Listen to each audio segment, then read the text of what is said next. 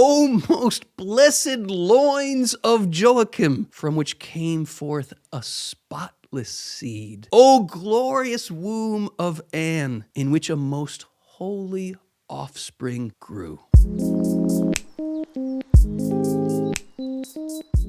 July 26th, the feast of Saints Joachim and Anne. I have some reflections for you today that I hope will open your eyes, your mind, your heart to the glories and splendor of their marriage bed.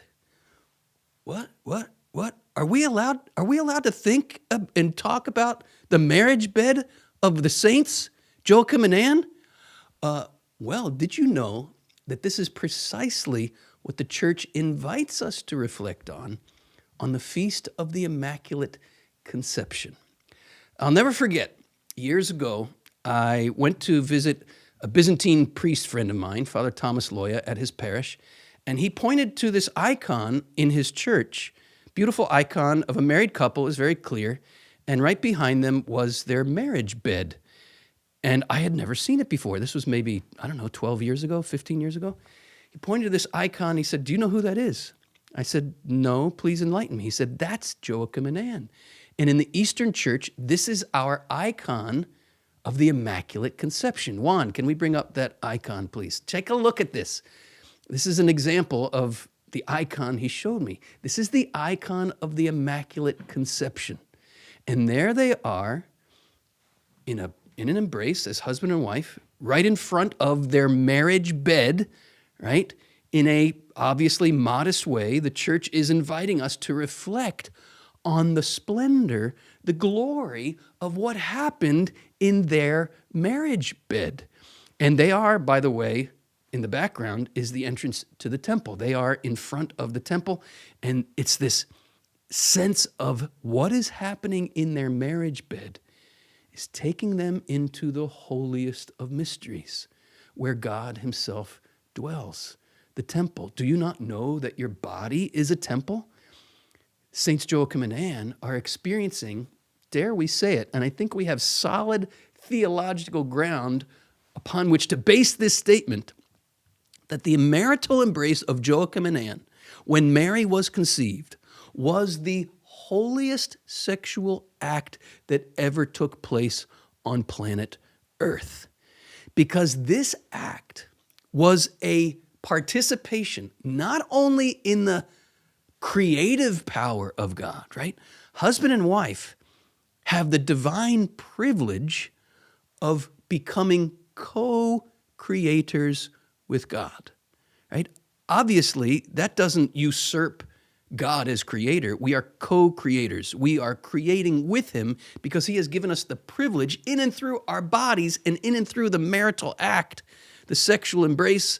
We have the power to co-create human life. But what we learn in the embrace of Joachim and Anne, because it brought about an immaculate conception, Mary in the womb of Anne, what are we to conclude? Here we recognize not only are spouses meant to be co-creators, we've also been given the privilege through the sacrament of marriage, because every sacrament is a participation in the redemption of Jesus Christ.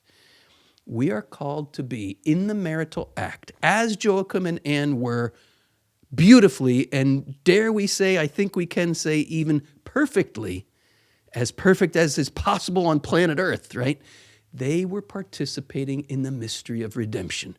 They became not only co-creators, through their marital embrace, they became co-redeemers.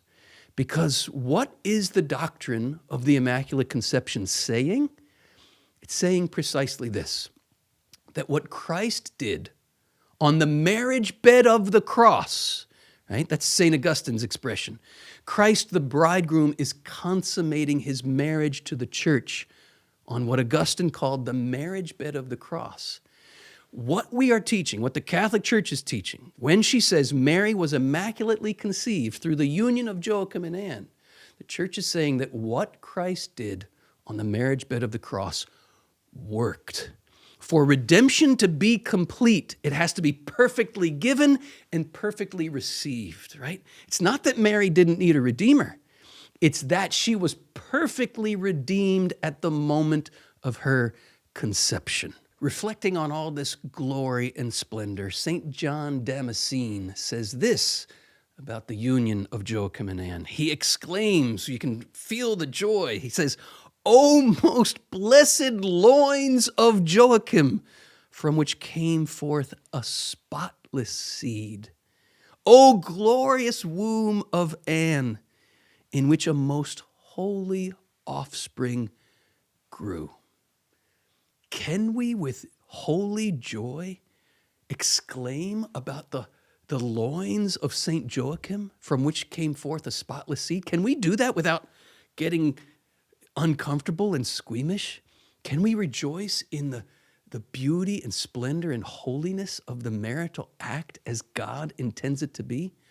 In fact, John Paul II says in his Theology of the Body, we are called to have a holy veneration for the conjugal act because it bears in itself an efficacious sign of creation and redemption. This is what we gain by reflecting on the holy union of Joachim and Anne on this, their feast day. If you want to learn more about the glories, the splendors, the holiness of our creation as male and female, and the call of the two to become one flesh, which is obviously under a violent attack in our world, I invite you to click below on the link that says TOB for free, and we will send you 3 free sessions to our introductory course, the Theology of the Body, Head and Heart Immersion course. You will not regret it. Saints Joachim and Anne, pray for us.